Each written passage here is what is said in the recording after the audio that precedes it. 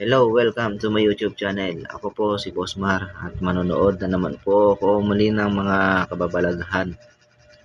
At kalimbangin nyo na po dyan yung bell button para palagi po kayong updated sa mga na-upload na video.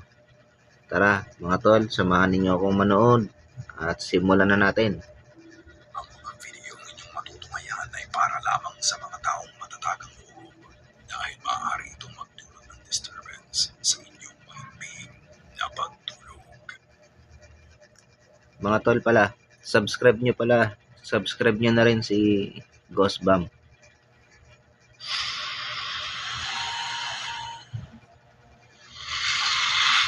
Janitor's fear.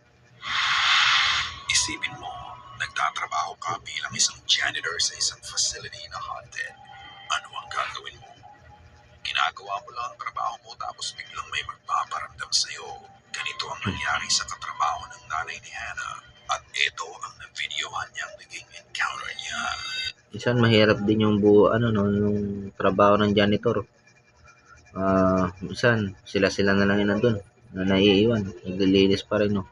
Kaya pag ikaw nasa sitwasyon nila tapos may mga paparamdam, ewan ko lang magtatagal ka pa eh.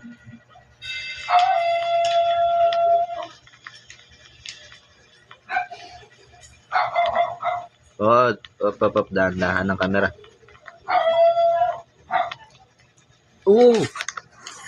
Sa Gumalaw. pagpasok ng janitor sa isang bakanteng kwarto, makikita mo walang tao doon. Nang makatutok niya ang camera sa high chair Kaya gumalaw. saan may nakapatong na baby doll. Bigla na lang itong gumalaw at umarap sa kanan.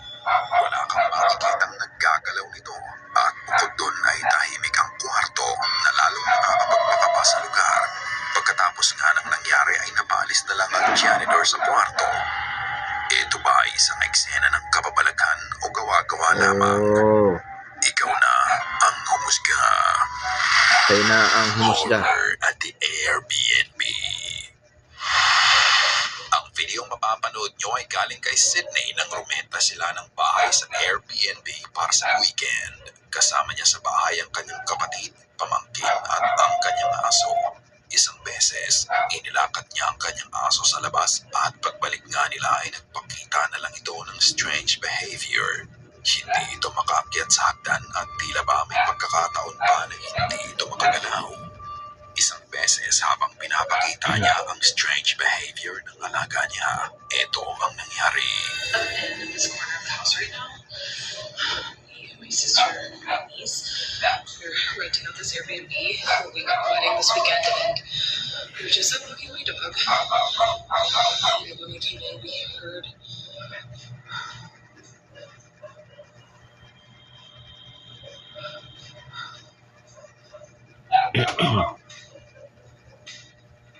Hindi makagalaw, no? Parang may nakokontrol sa kanya na hindi nakikita.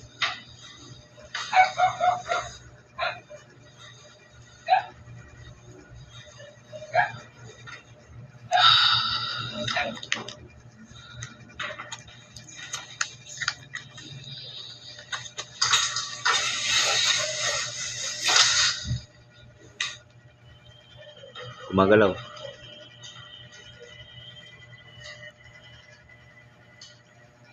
Nakita niyo yun guys, to. You know. Ang creepy, no? Kung ako, hindi ako mag-ano ng bahay ng ganyang kalaki. Parang hindi ko kaya, lalo mag-isa.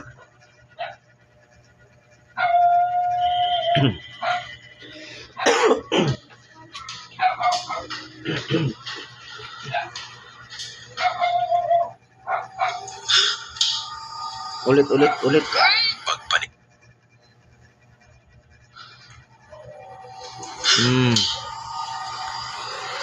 Pagpanik niya sa ikalawang palapag ng bahay, may narinig nga siyang ingay at dito sinilip niya ang kanyang aso at dito na nga nangyari ang hindi inaasahan. Makikita mo pa sa hagdan ang leash nang bigla na lang itong umangat ng mag-isa kahit wala namang gumagalaw dito.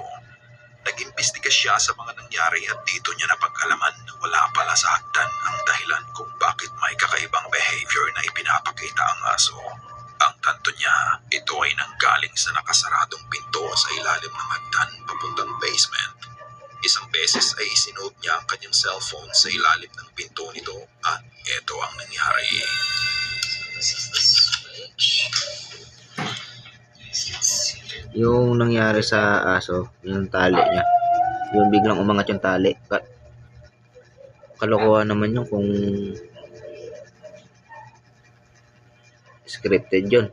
Tingin ko totoo yun. Light is on right there.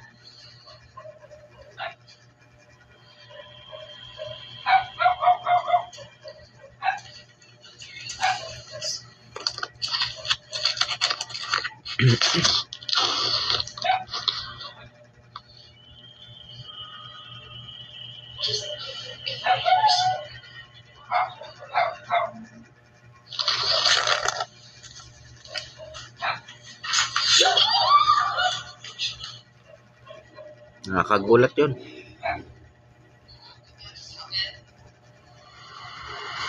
Pagkakuha niya ng cellphone mula sa ilalim ng pinto, maririnig mo pa nga at makikita ang kusang paggalaw ng doorknob nito. Sa takot ng magkakasama ay napatakbo na nga lang sila. Matapos noon ay kinontak niya ang host ng Airbnb para tanungin kung may ibang tao pang nagrerenta sa bahay. Pero ang sabi ng host ay wala naman. Muli nilang binalikan ng nakasaradong pinto sa ilalim ng hagdan para muling mag-video. At dito na nga nangyari ang mas nakakapanindig balahibong pangyayari. Panoorin. Kaya yung sinasabi ko pangit din yung magkaroon ka ng sobrang laki ng bahay. Tapos mag-isa ka lang. Di na oy.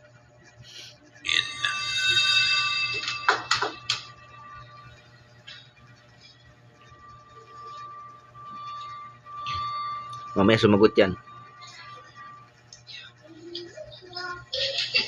Gary. Parang may tumatawa, no? Okay, every time we've knocked before, this doorknob would turn a little bit. Siya ba yung tumatawa o yung nasa loob?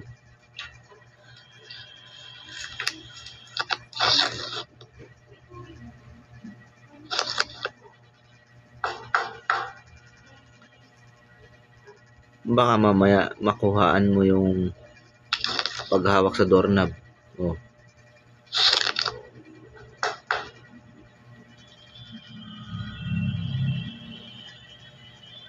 May naririnig siya.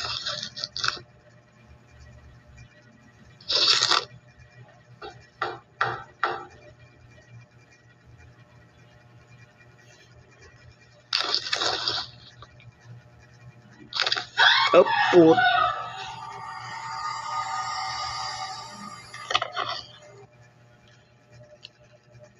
Muntik na mapamura doon mga tol. Isipin nyo naman, oh. Di ba ilang beses yung pinasok-pasok yung cellphone, tapos bigla na lang nawala. Oh, hinila yung cellphone niya. Balik natin konti.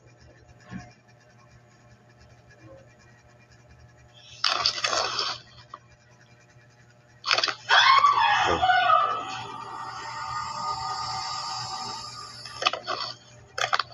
Wala na, kinuha ni cellphone.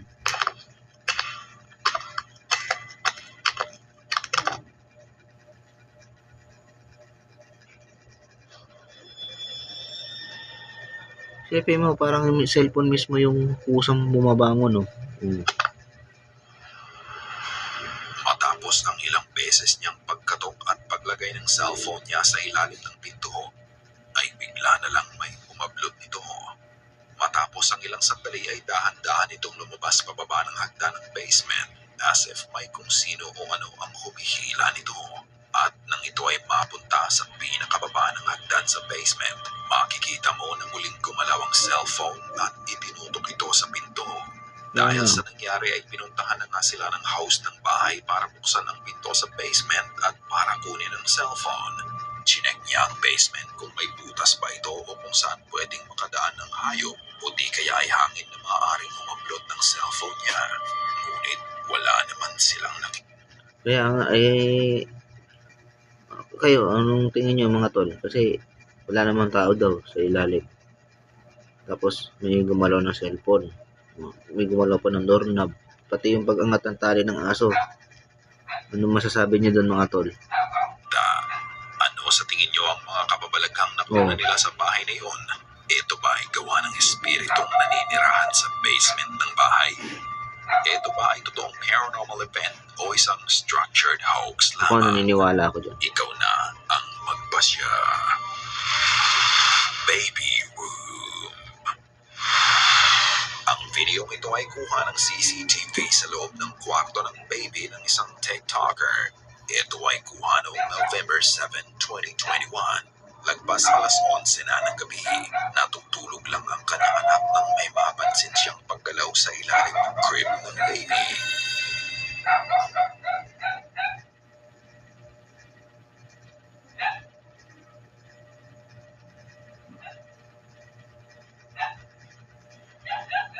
Oh. Oh, walang tali yan. Walang tali yan.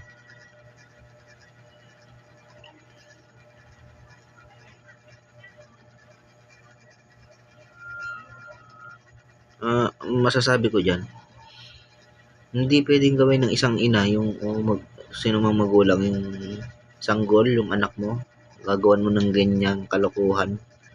Hindi maganda yun. Posible namang gagawin ng, siguro may tamang utak ng magulang gagawin niya sa anak niya sanggol, ganyan. Hindi maganda yun. Palagay ko, to nangyayaring yan.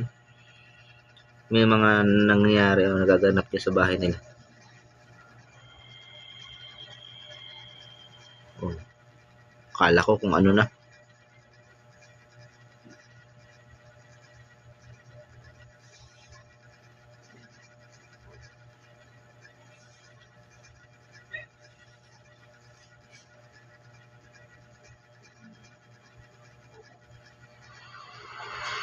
Makikita mo ang isang toy car na unti-unting kumulong palabas sa ilalim ng crib. Bagya pa itong huminto at biglang bumilis ang pagkulong nito na tinamaan pa nito ang plastic box. Agad namang pinuntahan ng ina ang kwarto ng bata at sinilip pa niya kung may maaaring magpagalaw ng laruan na yun mula sa ilalim ng crib. Pero wala naman siyang nakita. Is this a work of a ghost or is it something else?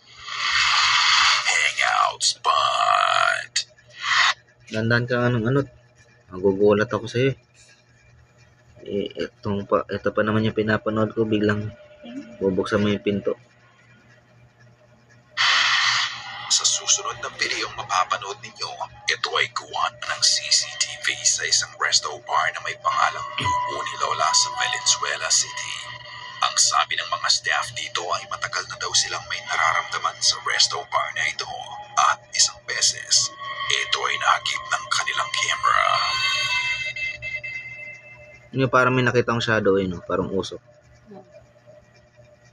Ayan. Parang naging itim na. Ayun, ako naaninag ko eh.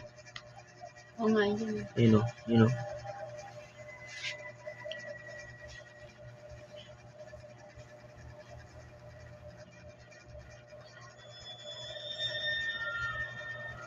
Nagulat sila, gumalaw yung upuan.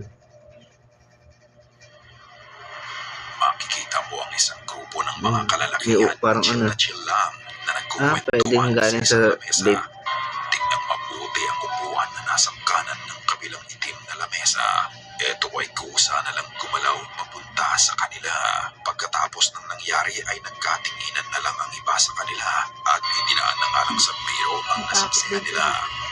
Ang nakakapagtaka lalo dito ay makikita mo puro bato ang kinalalagyan ng upuan at kapansin-pansin din na wala ding hangin ng mga oras na yun. Kaya kung ano man ang Halata sa kanila yung hindi nila pinagplanuhan yan kasi makikita mo mga pagmumukha ng mga yan. Diba? Parang binaliwala na lang nila eh. paglaw dito ay kinakailangan ng matinding puwersa. Siguro ay natuwa ang mundo sa kwentuhan nila kaya naisipan itong makisama sa hangout ng barkada. Ngunit ano sa tingin nyo? Multo ba ito o maaaring nagkataon lang? Sa tubo ni Lola, kahit sino o ano pa man, sama ka, chill-chill lang. The Cradle. Nagkagulo ang mga magkakapitbahay isang gabi dahil sa kakaibang pangyayari sa loob ng isang bahay. Dugay pa oh. Yung kinanito bang balibo. Agoy. Agoy. Sabi.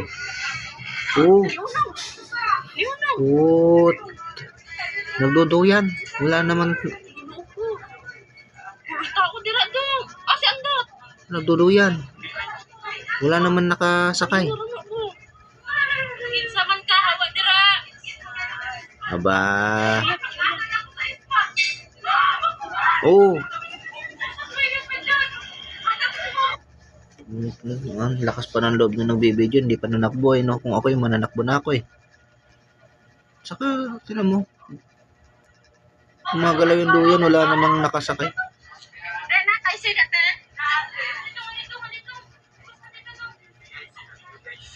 Kuya nun awang to yan ganun Nagtagkabyo. At kung ako yan, Ako na udtong. kung ako yan, putulin ko na kagad yung lubid niya nang matigil ang pagduyan niyan. Ili na sa angin, oy. Kanina rin na.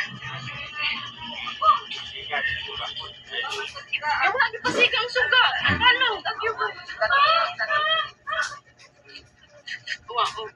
Dumuduyan talaga, pinipigil na nga nila Dumuduyan talaga. Wala yan.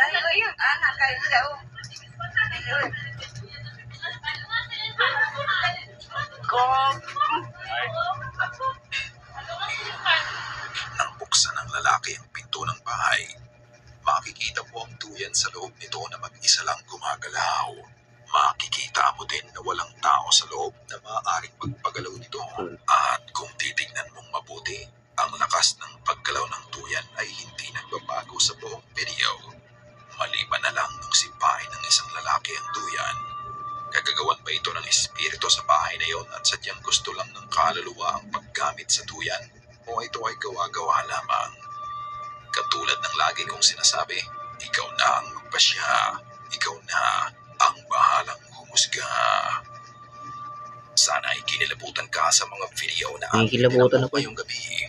Kung may nais kang ibahagi, bukas ang aming email na goosebumstopstories@gmail.com at Facebook page. Check out our TikTok page na din at Goosebumps Top 5. At kung hindi ka pa nakasubscribe at nakalike sa channel at video na ito, gawin mo na.